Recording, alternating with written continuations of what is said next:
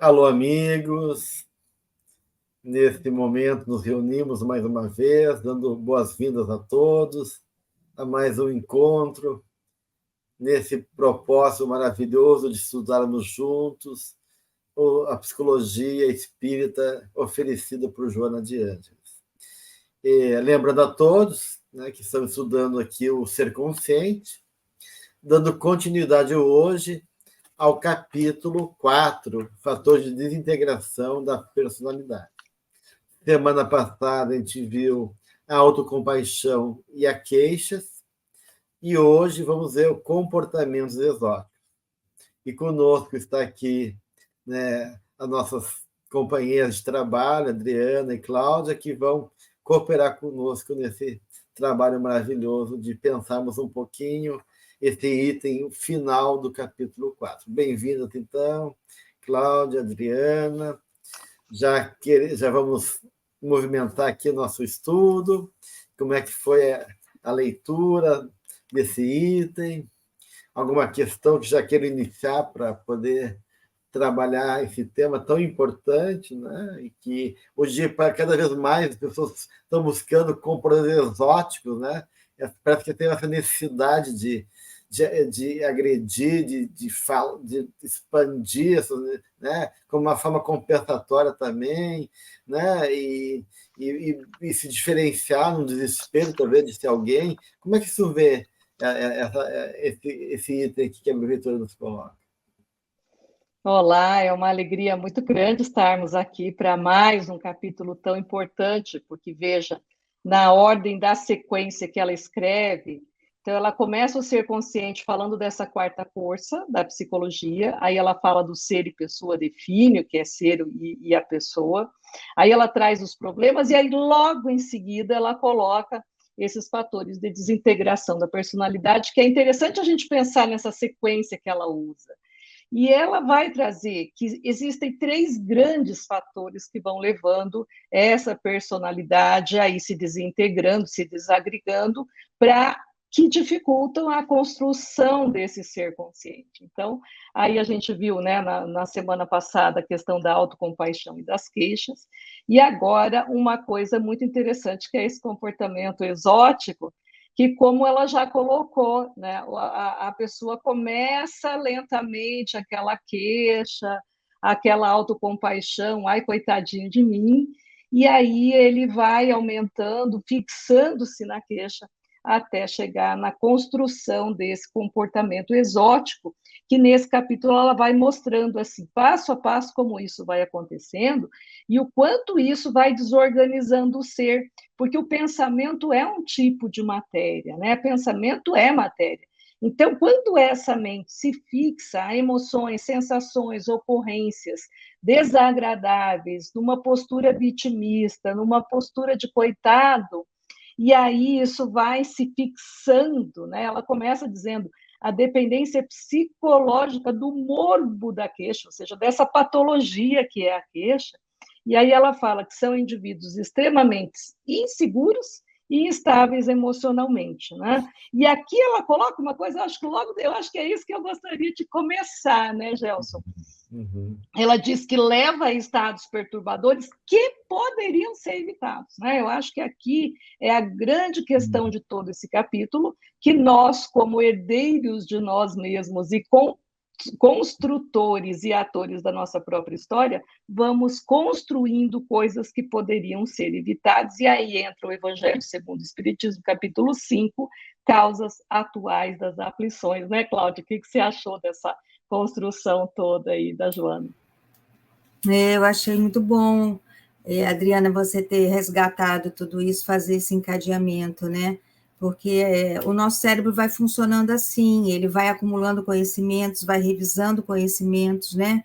E quanto é importante a gente revisar esse passo a passo nessa construção da mentora, achei muito bom.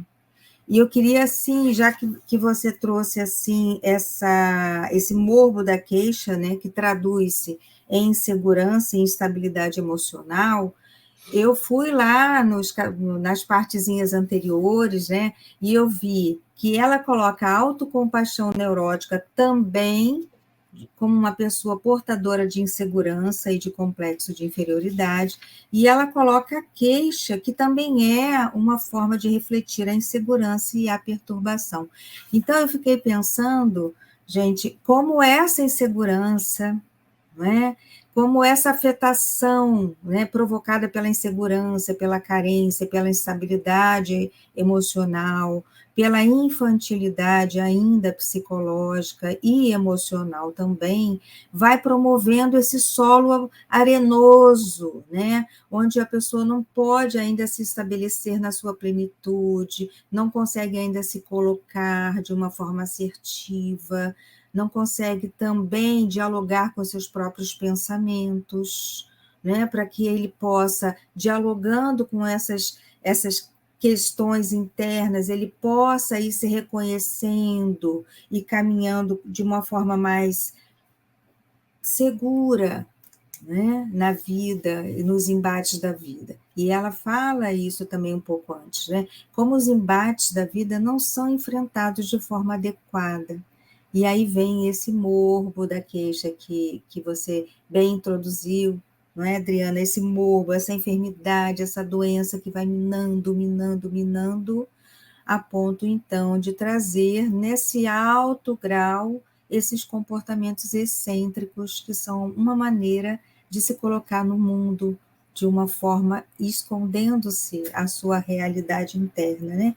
Que ela diz assim, logo a seguir, o queixoso perdeu o endereço de si mesmo, transferindo-se para os departamentos da fiscalização da conduta alheia. Aí já é o primeiro comportamento excêntrico que a gente já pode falar, né? Esse comportamento de parecer, né?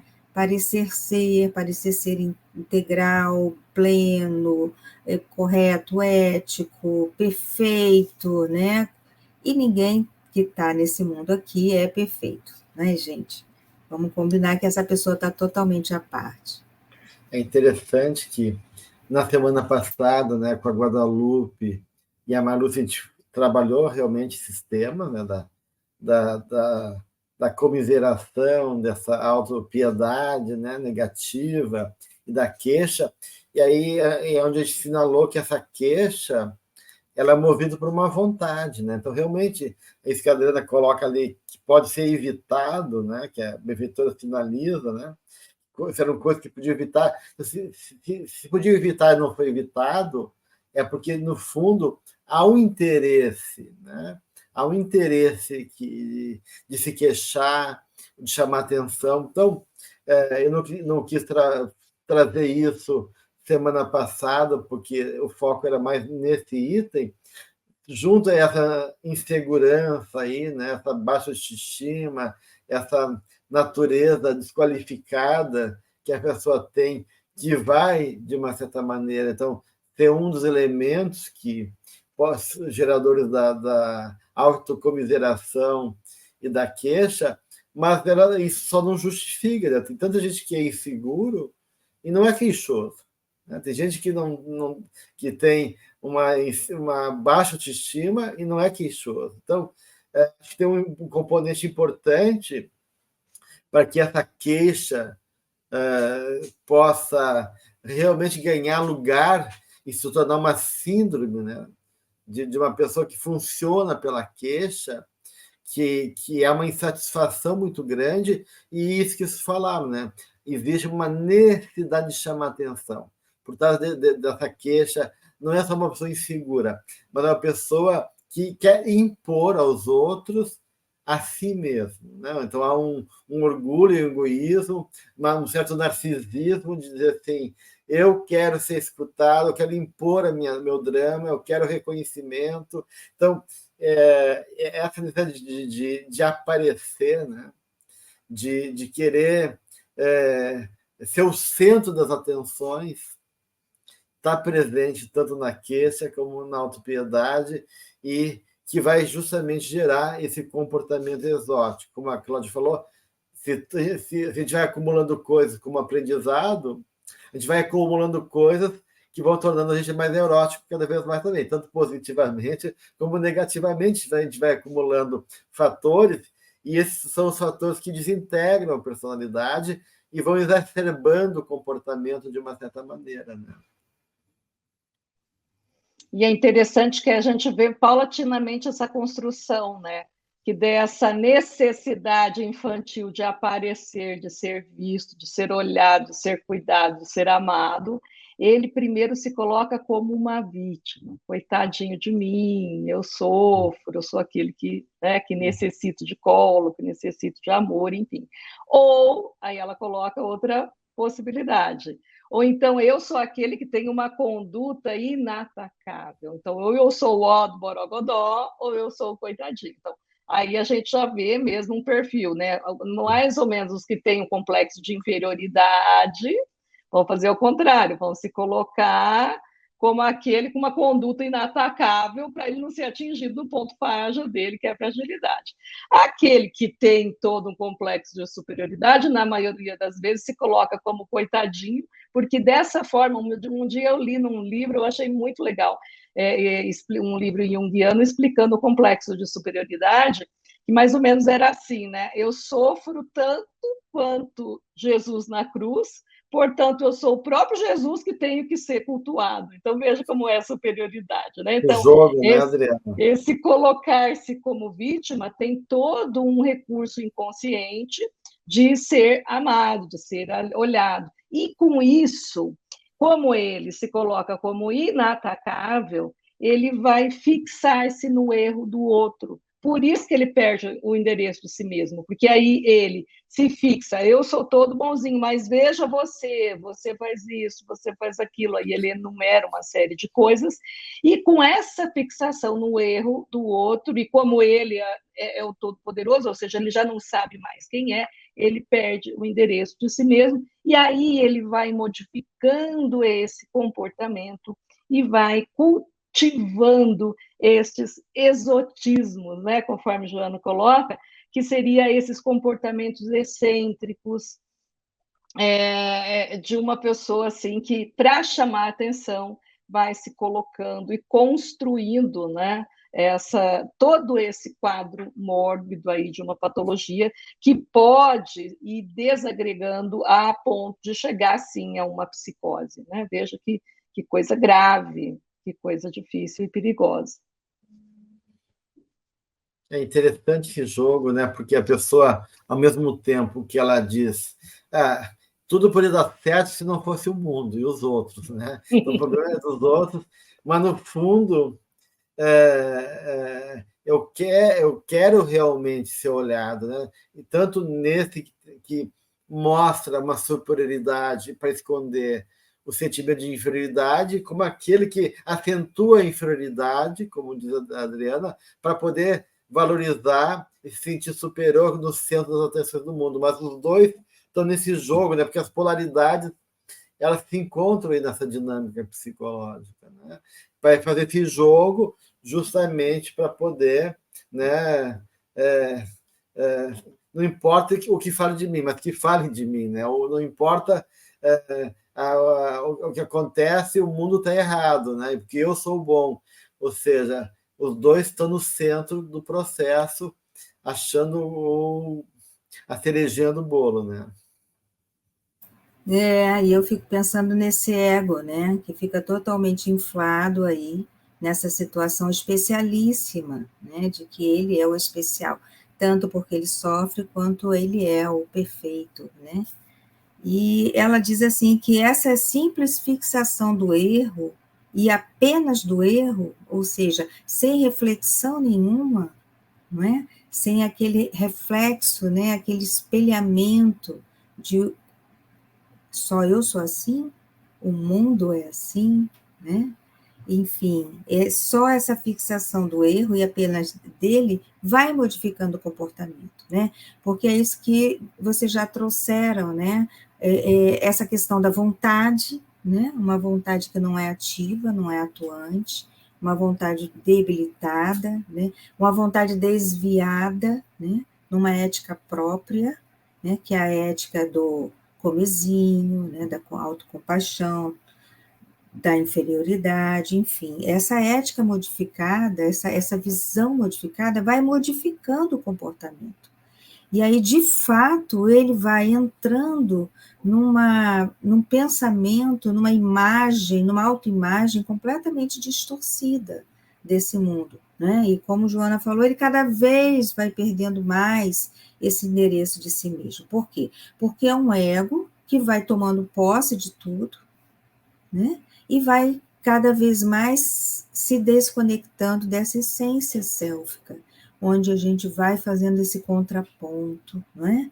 Proporcionado pela reflexão.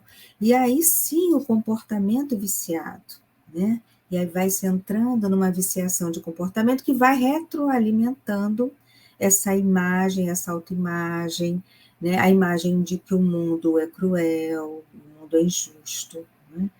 E aí a gente vai ver mais embaixo, né, essas psicoses, como nós já falamos, né, porque esse comportamento, né, ele também vai trazer o quê? As psicoses, que ela diz compulsivas, eu não quero ir adiantando, mas só tocando mesmo no toque, que o transtorno obsessivo compulsivo, né, por conta desse pensamento, né, obsessivo, que leva a uma compulsão para aliviar aquela tensão. Então, cada vez mais se retroalimentando. Então, o quanto é delicada essa questão, né, do pensamento, né, pensamento matéria, como a Adriana trouxe, né, o pensamento sendo vivificado com essas imagens e transformando, então, em comportamentos repetitivos, excêntricos, completamente desviados, né, do que se chama saúde. E aí ela vai entrar aí nesse ponto, né, gente,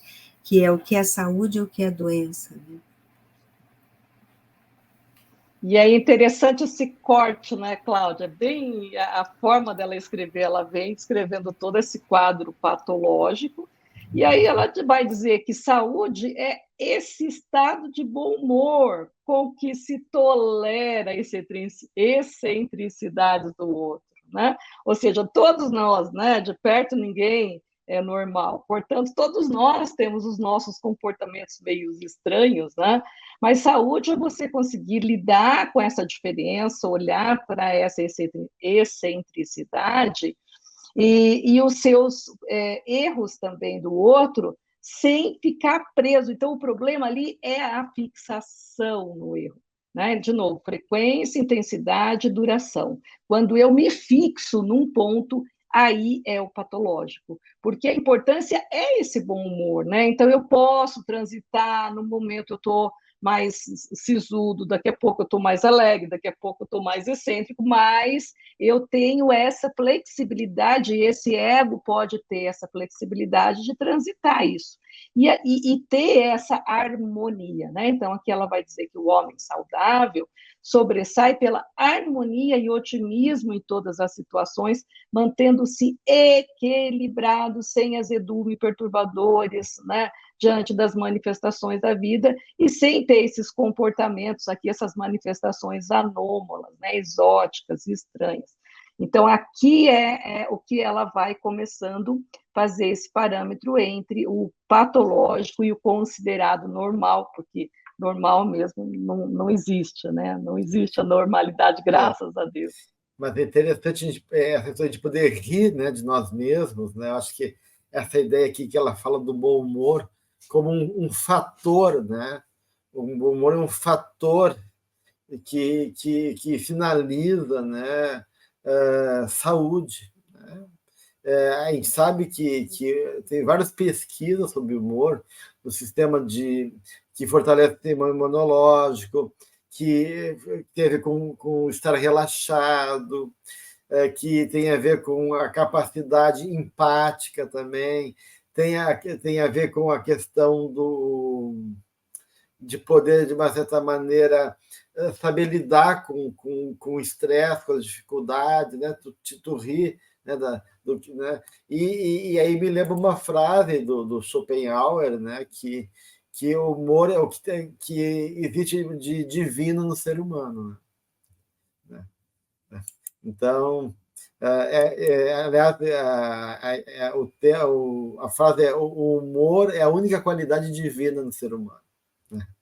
Segundo Schopenhauer. Então, olha só que interessante, né, essa frase, né, que é justamente essa coisa de estar acima do drama, né? Acima da pequenez, acima da limitação.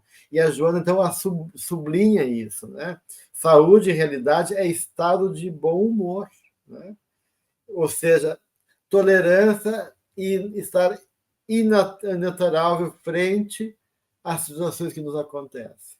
Eu consigo estar acima da dificuldade, da dor, e manter, então, essa tolerância, essa confiança que me dá esse estado de humor, e assim como diz Schopenhauer, eu me torno um pouquinho mais perto de Deus. O humor, ele revela uma facilidade nessa flexibilização, né? Tanto conosco quanto com o outro, né? Então, dizem que o humor salva, né? Porque muitas vezes, numa situação terrível, ainda se encontra graça naquilo, né?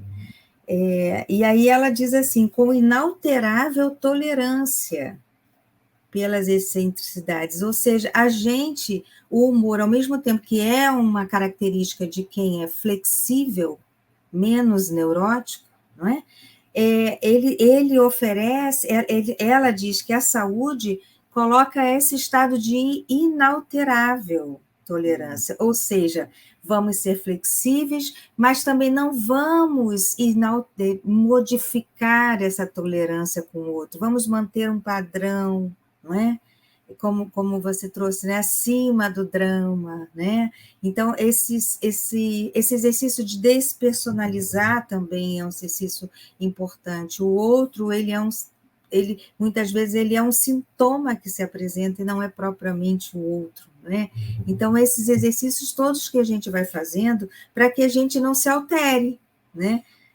Mantenha a tolerância na convivência, né? Porque é importante isso, né? Essa convivência com o outro, porque nós também somos difíceis. Né? Porque a gente toma o limite nosso a partir do limite, né, que a gente também impõe ao mundo, como a gente vê que o mundo nos impõe. Então, de certa maneira, como a gente lida também com o nosso limite, a gente consegue ser tolerante conosco, aceitar o limite, e sem nos paralisar, né?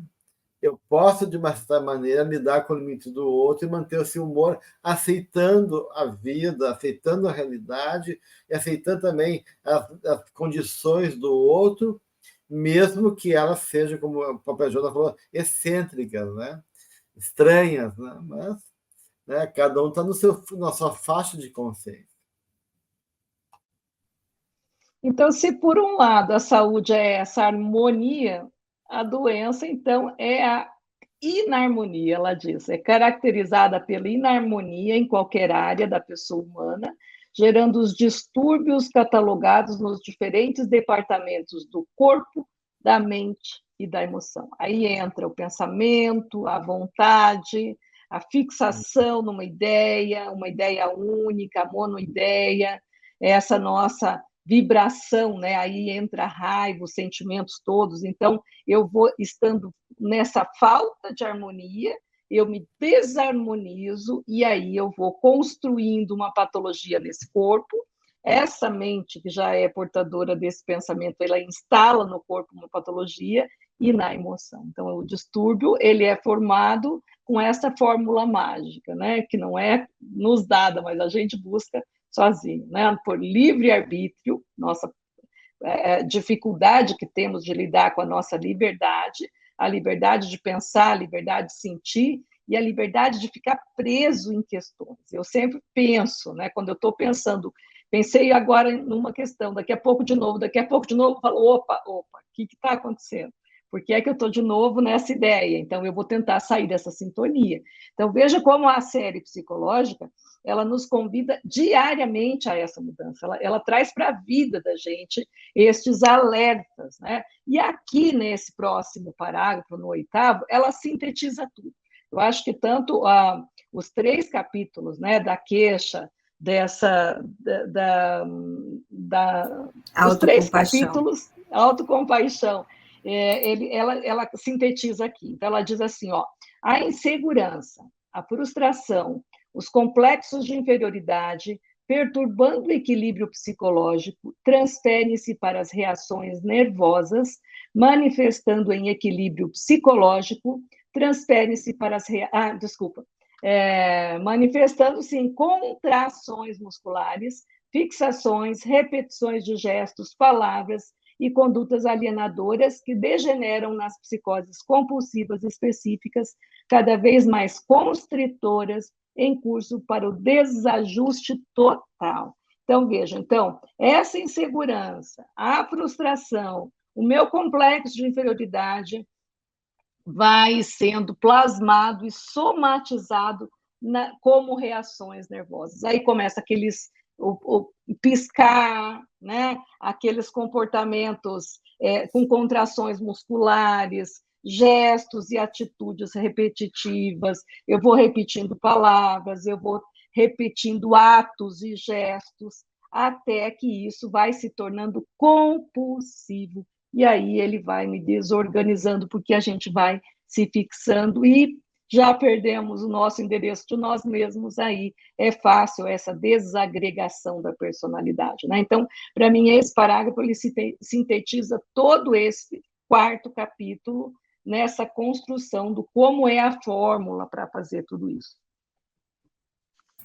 E aí eu queria voltar lá no primeiro parágrafo, né? Porque a tua construção de pensamento trazendo, né, essa inarmonia, o que a gente pode fazer? O cuidado na elaboração das ideias, é o que você trouxe, né? Aquelas ideias repetitivas, ruminantes, né? Desagregadoras, né? Obsessivas até, né? Colocando a gente num estado de obsessiva, auto-obsessão, porque aquela ideia volta e ela volta, e aí ela traz a reboque o quê? A emoção que está ligada àquela ideia, né? Então a gente fica circunambulando em volta daquela ideia, e aquela ideia se torna a ideia, né? Ela toma conta de tudo. Então a Joana nos traz aí nesse primeiro capítulo, primeiro parágrafo. Se nesse aqui ela sintetiza tudo, voltamos lá no início, quando ela nos diz, tem uma solução. A solução é cuidado com o teu pensamento, cuidado com as ideias que você vem construindo, que você vem nutrindo, porque elas vão tomando uma forma grandiosa, né? E aí ela vai falar do otimismo também, né? Na observação das ocorrências, que é o que a gente acabou de falar do bom humor, né? Quer dizer, aquele olhar otimista também, né? Onde, isso daqui a pouco passa, né? Porque tem pessoas que nem percebem, né? Tem umas que, como nós já trouxemos no início, acho que foi o Gelson, né? As pessoas são inseguras, têm baixa autoestima, mas elas não estão tomadas por essa queixa, né? Não, elas não se tornam queixosas por excelência. Por quê? Porque podem ter esse olhar otimista para a vida, né? E tem um trabalho, um movimento interior de não fixação, ou seja, aquilo passa, aquilo circula, mas o trabalho de não fixação dessa imagem, dessa ideia persiste, né? Então é importante a gente lembrar disso, né? Que tudo isso causa o caos, mas que a gente pode encontrar ordem voltando e desacelerando aquele processo mental que está totalmente adoecido, né? Totalmente adoecido. E é interessante, eu gosto sempre de pegar um exemplo, né? E quando a gente vê numa imagem, vê um exemplo, é mais fácil da gente entender. Se a gente lembrar do nosso lar, quando André Luiz chega no nosso lar, ele está extremamente queixoso, né? Ele se queixa, ele reclama, ele reclama, ele reclama, ele reclama. E aí vem Clarencio e pergunta para ele, escuta, meu filho, como você vai? E aí ele desenvolve aquele rosário de lágrimas, né? E aí, então, Clarencio ouve com aquela paciência e ele fala, né? Se ele realmente deseja a cura, ele precisa mudar esse pensamento poliqueixoso, ele precisa parar com isso. Então, olha como a Joana vai trazendo temas, né, que já foram trazidos em forma de exemplos, e aí, então, veja, o primeiro tratamento que André recebe é a questão da queixa. né? Porque enquanto ele, André Luiz, não modificasse essa postura interna diante do quadro e a fixação na casa, ele não conseguiria sair. E aí Clarence fala, olha, a família é a humanidade. Né? Então, veja, ele tenta tirar e deslocar esse ponto fixo do pensamento de André para a família universal, para que a própria espiritualidade possa fazer o trabalho, porque senão ele não ia conseguir. Então, é importante a gente olhar. E o outro exemplo muito grande é o próprio no filme O Coringa, né? O quanto ele, aquele ser, personagem do filme do Batman, né? O anti-herói do Batman, e ele tem toda essa postura que a Joana fala aqui, né? Ele é atormentado, ele é ególatra, ele é frágil, indiferente, temeroso, tem reações imprevisíveis, é insensível, ele mata por qualquer coisa, ignora os outros, vive comportamento especial, e é a única maneira de se liberar dos conflitos. Então, aquela coisa de ter que rir sempre, a ponto de ter que cortar a boca, é uma forma, aí já, num grau patológico, de se livrar, né? Desse conflito, de se liberar do conflito. Aí ele prende-se nessa postura de ter que estar sempre feliz, sorrindo. Então, veja como, né? O primeiro exemplo de André é uma coisa normal, que a gente fica fixo, mas a interferência da espiritualidade para que isso não adoeça. E já um grau máximo de patologia, que é o coringa, porque fica-se preso. E aí, né, Cláudia, a diferença da personalidade obsessiva e o transtorno obsessivo compulsivo. Porque aqui a gente está falando de uma personalidade obsessiva, que fica preso num ponto, né, que já é um transtorno de personalidade, diferente do toque, que já é mais um outro tipo de transtorno. Então, olha como a Joana ela vai devagarzinho tocando em temas que dialogam entre si. Né?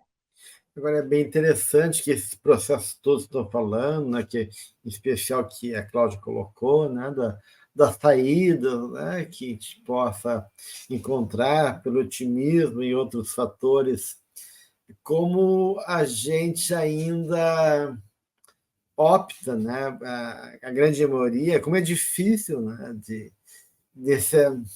nesse desespero, né, desse vazio que o ser humano se encontra, de gritar. Né? Então, eu vejo essa excentricidade como essa forma egocêntrica, você fala falando aí, né? Mas também é um tipo de grito, né?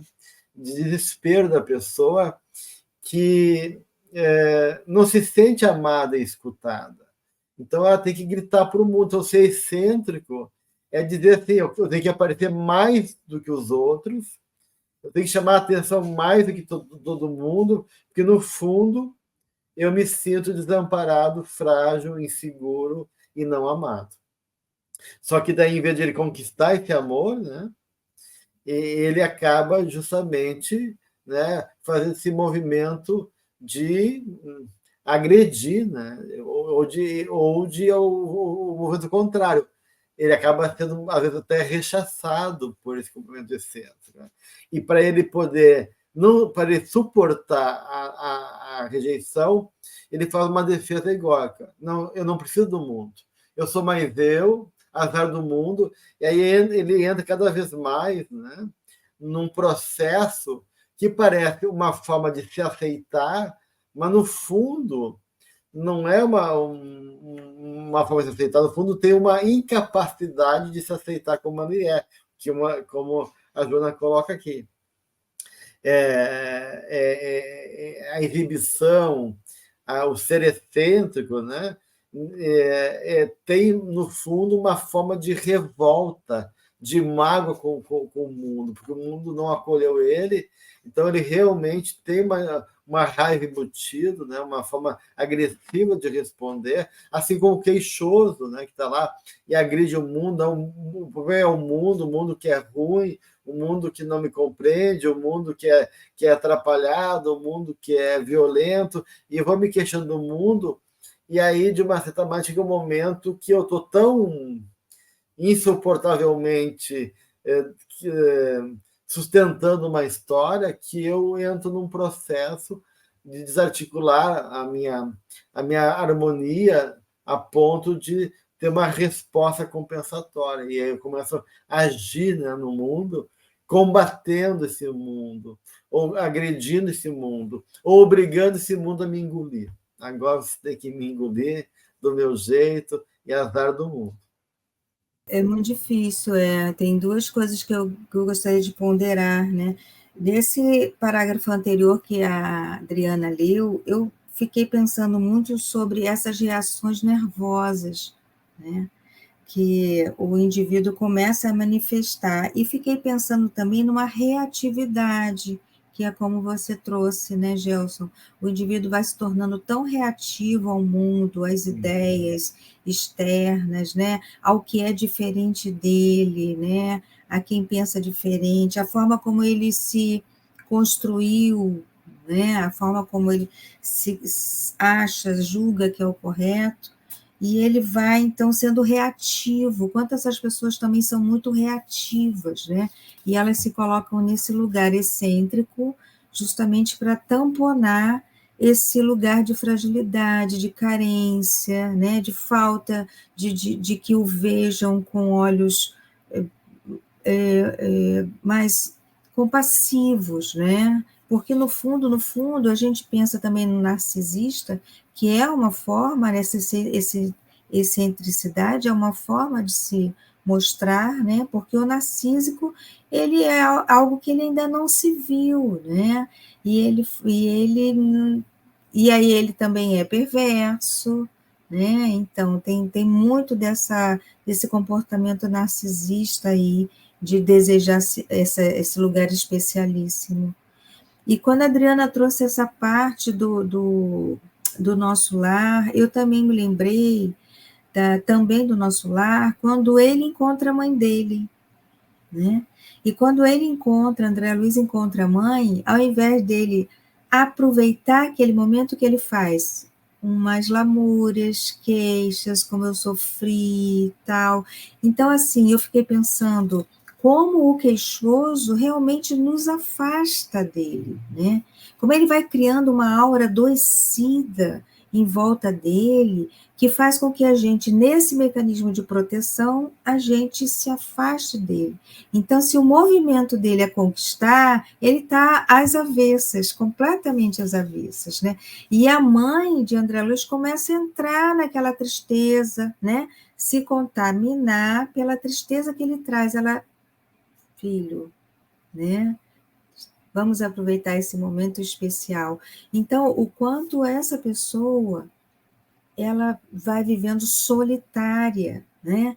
Joana vai trazer isso bem lá na frente, né? Que ou elas querem cativar muito para elas, ou elas se isolam do mundo nessa posição, como o Gelson trouxe, que ninguém me entende, né? Ninguém me entende, ninguém sabe o que eu sinto, enfim, e aí ela se isola, que também é uma forma de chamar a atenção, né? Esse isolacionismo. Mas, voltando, né, a esse parágrafo, né, para que a gente não vá lá na frente, a Joana vai nos trazer assim, que ele ignora os outros e vive esses comportamentos especiais como única maneira de liberar os conflitos em que se aturde. Então, é uma pessoa tomada de conflitos, tomada, e são todos tão exacerbados, tão grandiosos, que ela realmente não sabe quem ela está totalmente alienada de si mesma, né? E aí ela projeta esses conflitos nos outros, né? Como, né? Na forma de se autoafirmar aí, nessa excentricidade desse ser especialíssimo, que precisa toda atenção, né? Toda razão e todo cuidado para ele, né? E aí a gente vê que realmente ele perde o endereço de si, né, Cláudia, quando ele se coloca nessa condição. Quer dizer, ele vai se perdendo tanto dele mesmo, que aí ele precisa se colocar nessa questão contrária, né? Aqui ela diz, ele exige consideração que não dispensam para ninguém. Então, ele quer essa consideração, mas ele não considera ninguém. Ele exige auxílio, mas nunca retribui. Ele exige gentileza que nunca oferece, e aí eles se tornam rudes, mal-humorados, insensíveis e presunçosos. Então, esse comportamento, né, explosivo de chamar atenção, de revolta, de impor para o mundo algo, à força, né? Então, ele não conquista, ele impõe a força. É uma coisa extremamente infantil para chamar atenção. E aí a personalidade vai fragmentando, né? Quando a Juna fala em desintegração, aqui que é a proposta do capítulo, né? Fatores que desintegram a personalidade, a gente vai ver realmente que começa a haver uma cisão, né? Porque a pessoa começa num processo de defesa e imposição daquele processo emocional que ela não consegue suportar, gerando, né, um movimento de exigência frente a uma condição de temor, de insegurança. Isso já gera uma tensão de opostos. Quanto mais essa tensão de opostos entre essa sombra minha, que revela a minha insegurança, a minha dor emocional de me sentir frágil e de uma certa maneira, não ser amado, e que eu evito me confrontar, e o desespero de poder ser alçando a atenção e ter algum tipo de vínculo, de reconhecimento do outro, isso vai gerando um processo de conflito todos nós temos, de uma certa maneira, mas vai gerando um conflito que vai impedindo a possibilidade de reconciliação, de integração desses elementos todos. E aí, quanto mais a pessoa age de maneira excêntrica, mais sozinho e desamparado ele se encontra, negando a sua necessidade. Mas a necessidade está ali, presente, né? Seja ela qual for, de ser amado, uma raiva em relação à genitora, inconsciente, uma coisa de vida passada, mal resolvida, né?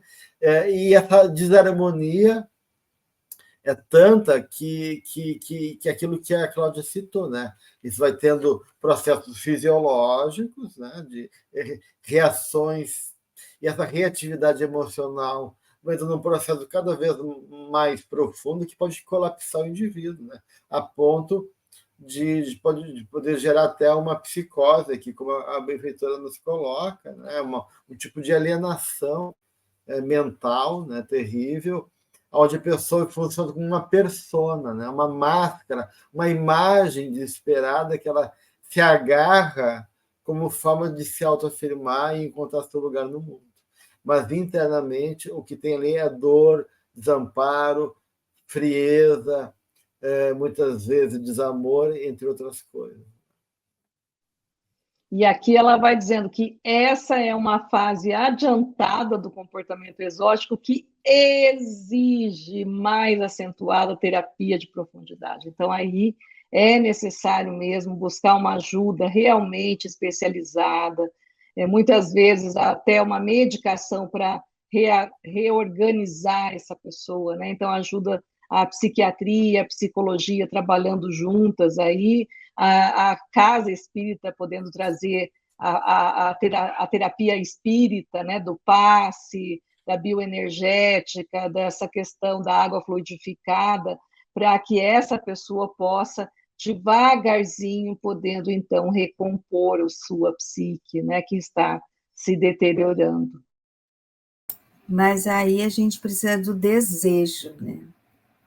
E o desejo, eu acho que é um limiar, né, entre o estado adoecido e esse caminho para a cura, porque ela vai nos trazer que a psicoterapia e esse estado, né, de autoanálise, né, esse exercício, vai propor uma revisão de valores culturais e sociais, ou seja, não é só ele que sofre, o mundo todo sofre, né? E envolve ele no grupo familiar e nos problemas da comunidade, ou seja, é muito importante isso, né? A gente vê trabalhos quando pessoas se dedicam à ajuda do próximo e elas saem de um estado de adoecimento mesmo, né? porque elas vão olhando outro, vão tendo outros olhares, outras visões de mundo, né? E isso vai favorecendo muito, e a Joana vai falar assim, a fim de que se rompa a carapaça da dissimulação e se assuma a responsabilidade. Porque no fundo, é isso, né? É assumir-se quem se é, como se é, o estágio em que se encontra, né? Para que a gente possa, então, plasmar uma modificação, né? E deter esse estado de degenerativo que ela diz aqui, Mas acho ameaçador. que isso é justamente a coisa mais difícil, né, Cláudia? Porque essa harmonização, essa aceitação, esse reconciliamento comigo mesmo, tem que me reconciliar comigo. Olha, eu não sou perfeito, o mundo não tem obrigação de me amar, né? E, acima de tudo, eu posso suportar o olhar frio do mundo e, de uma certa maneira, eu me acolher e eu poder, de uma certa maneira, reconhecer o meu valor e poder aceitar aquilo que em mim é complicado, é limitado, né? Então, todo esse processo aí, né, que tu fala assim que é tão bom quando a gente consegue se familiarizar, né? Ou seja, encontrar no mundo uma família onde todos estão doentes e com dor, aonde eu não quero me colocar nesse lugar especial da dor, como o queixoso coloca, como a pessoa que se coloca como vítima coloca, porque aí tem um orgulho, né? Um orgulho egoísta. E quando eu consigo ter essa consideração, como tu falou, né, Cláudia, com o outro, com a dor do outro, eu consigo daí abrir espaço para ser atravessado por uma sensibilidade afetiva, amorosa, que também me cura. E é justamente isso que é difícil, porque tu está tão fechado nessa ansiedade de machucar o mundo, ter raiva do mundo, que o mundo não compreende ela, ou de exigir do mundo, né, essa consideração, que ela se fecha ao outro, né? E não consegue realmente ter essa atenção cuidadosa, essa gentileza, ou se abrir. E aí, como essas pessoas, elas precisam do nosso amor, né? Porque as pessoas estão lá rejeitadas, querem uma atenção, e tu respeita elas, não vai dar atenção de uma lisonja falsa, mas de maneira verdadeira, enxergar o outro no seu olhar, tocar seu coração e ver o lado humano que está por trás desse jogo de máscara exibicionista que ela coloca. E daí talvez ela quebre um pouquinho a defesa, né? E se deixa, né, se apresentar nessa condição mais verdadeira que ela é, e também consiga ela também se perceber e começar a se aceitar nessa reconciliação, nessa harmonização interna com ela mesma. Mas é um processo que muitas vezes exige muita tolerância mesmo por parte dos outros também, né? Não compactuar com o jogo delas, mas enxergar a alma ferida que está por trás daquele jogo desesperador, porque com esse tipo de atitude ela afasta a gente delas. E justamente o que a gente não tem que fazer é se afastar, né? É mostrar que a gente gosta não daquela pessoa agressiva, exagerada, mas aquela alminha que está ali assustada, acuada, com medo de ser tocada e reconhecida verdadeiramente. E é importante também nesse processo psicoterapêutico a assimilação de novos hábitos. Por quê? Porque ela tem aquela monoideia, ela tem aquela fixação mental, ela tem aquela poliqueixosa, ela fica naquele comportamento mórbido, né? Então, aí, com novos hábitos, novos comportamentos, ela vai conseguindo gradativamente estar harmonizando essa natureza interior e adaptando essa realidade interna com essa realidade externa. Ela vai conseguindo desenvolver e fazer esse encontro, né, desse eu profundo com os conteúdos psíquicos e vai libertando-se desses comportamentos que gradativamente foram afastados, né? Porque no desejo tanto de ser cuidada, ela perde o cuidador dela mesma, ela deixa de se cuidar, né? Então, todo esse a importância também de exercitar o convívio social, como a Cláudia bem lembrou, né? Tentando, fazendo com que ela pare de tentar se destacar, né? porque ela fica lutando tanto para ter um destaque, para ter um ponto de ser vista, ser amada, e aí ela vai se perdendo. Então, a importância de fazer com que ela se torne este ser onde ela mesma possa se amar e se cuidar, né? Eu acho interessante daí em cima disso, né? Que ela propõe a criatividade, né? E tem pessoas que são exóticas no bom sentido, porque são criativas. Elas conseguem compor com a vida, né? E ser muito singular, ser especiais naturalmente, porque são criativas, e às vezes de coisas simples elas conseguem dar um toquezinho legal, bonito, estético, né? Tem uma capacidade de flexibilidade, porque a pessoa criativa tem que ser flexível, né? Flexível para compor com a vida. Porque para tu ser criativo, tu tem que estar com o coração aberto para poder receber e, a partir disso, ter a habilidade de compor, né? Utilizando os elementos que a vida te dá e dando um resultado bonito. Ou seja, eu pego aquela trama, aquele elemento, aquele aspecto e vou compondo de tal maneira que aquilo que parecia desinteressante, né? Negativo, se torna algo interessante, né? Então, é essa a questão da criatividade. Porque, justamente, essas pessoas querem ser criativas, né? Mas elas estão rígidas, né? Elas estão nesse exagero, nessa excentricidade patológica, tem, na verdade, uma máscara que não se move, que não tem mobilidade, não tem flexibilidade. É uma coisa taxada ali, né? Naquele padrão que ela encontrou para ser no mundo, e ela vai abrindo caminho, atropelando todo mundo e impondo. E aí essa criatividade que envolve, né?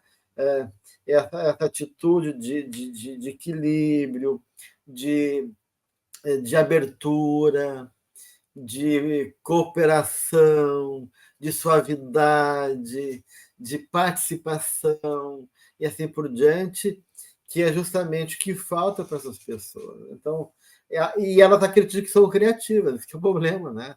Elas acham que estão agradando, acham que estão fazendo alguma coisa, e na verdade se opõem à criatividade, que é o que a Jona realmente mostra. Então, como é importante a gente entender o que é essa criatividade.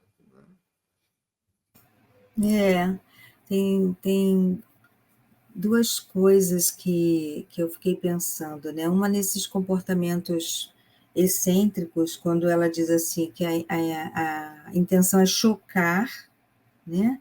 E revelando em evidente revolta contra o equilíbrio mente-corpo, né? Então, aquela pessoa que se automutila, que vai se transformando morfologicamente, né? Quer dizer, o exterior, né? A gente vê aquelas pessoas com tantas transformações físicas, né? Que deixam até de aparentar um ser humano, né? E quanto isso revela esse total desequilíbrio, né? Mente e corpo.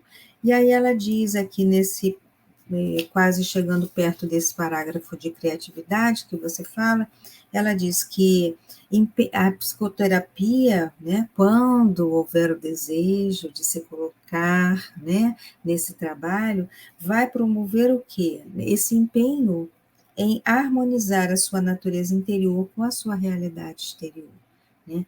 Porque assim, o que se deseja, na verdade, é isso, né? É que o interior dessas pessoas, né, com essas feridas, possa se harmonizar com a realidade do exterior. Ou seja, as feridas vão fechando e a realidade de fora fica mais afim, né, com mais identificação com a realidade interna, né? Então, é esse o caminho, né? É buscar harmonizar-se, harmonizar o seu íntimo com o exterior, né? E aí nós já falamos através do bom humor, vai se chegar essa harmonia lá na frente, né? Com o bom humor, a saúde, né? A flexibilidade, a não rigidez, vai fazendo com que o exterior, o mundo lá fora, né? Se a gente puder colocar assim, o mundo lá fora não vai ser tão combativo com o interno. E aí o seu exterior não precisa de máscara, né, ele pode se revelar mais apropriadamente, ou seja, revelar a sua natureza interior. Então, é esse, né, que ela vai falar no final, trabalhando com esforço a modelagem da nova personalidade.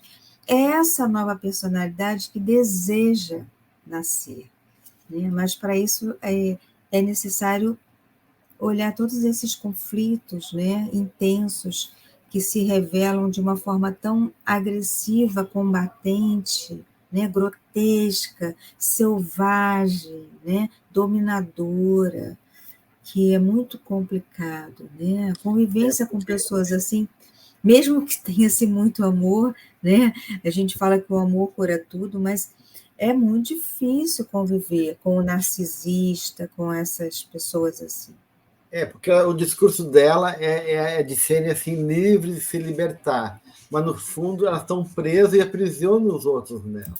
Né? Não, porque a pessoa que quer se liberar realmente das convenções coletivas, moralistas, perversas do mundo, né? Dessa consciência coletiva, que é um jogo de imagem e interesse, ela não precisa agredir.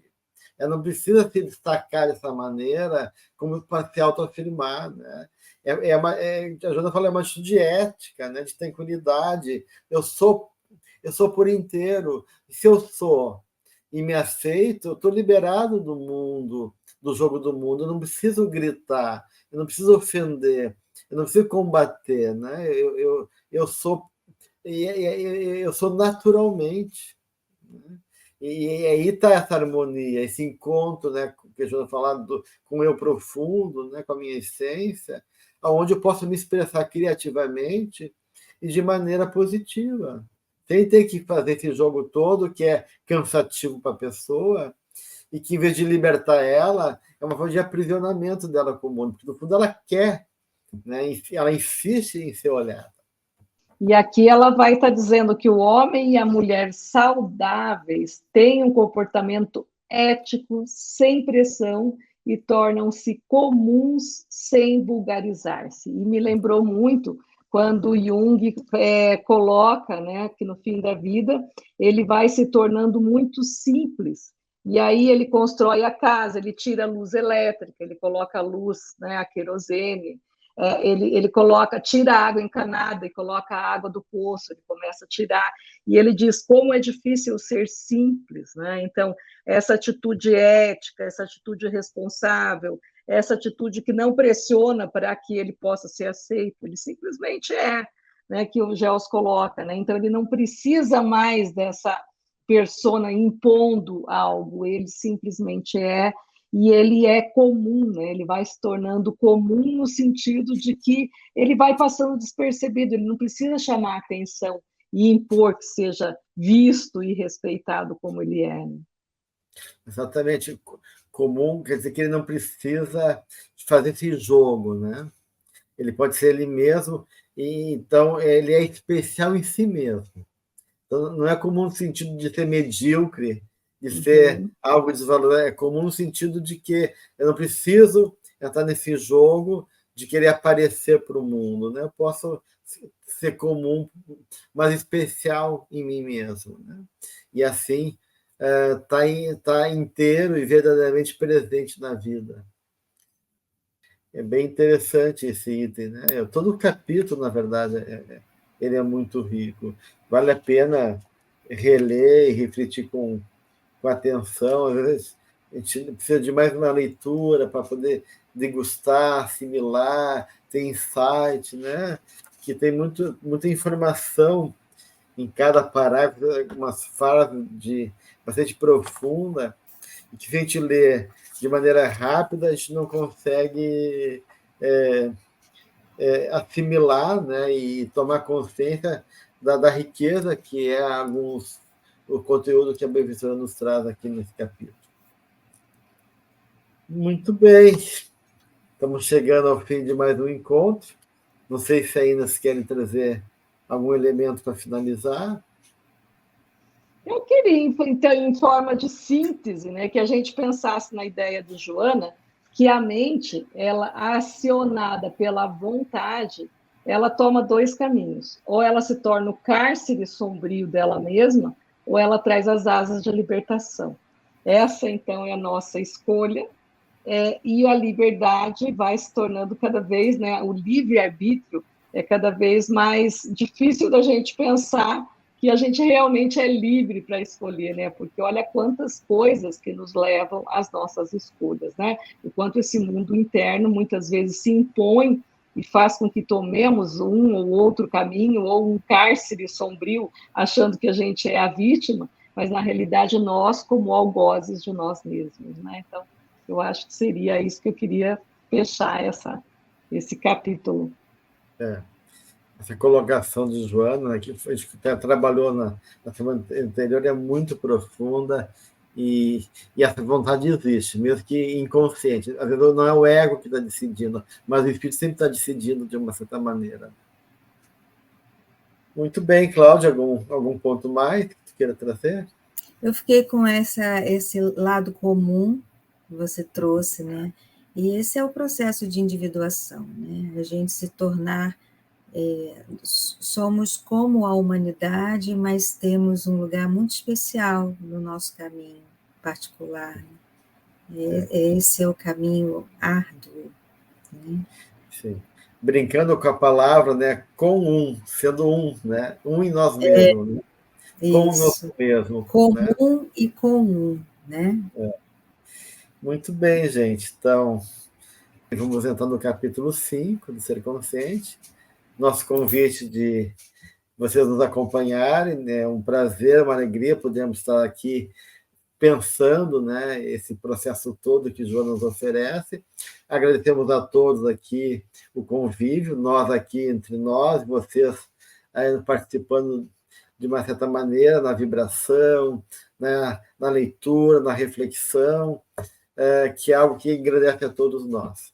Grande abraço, que Jesus nos abençoe. Até a próxima.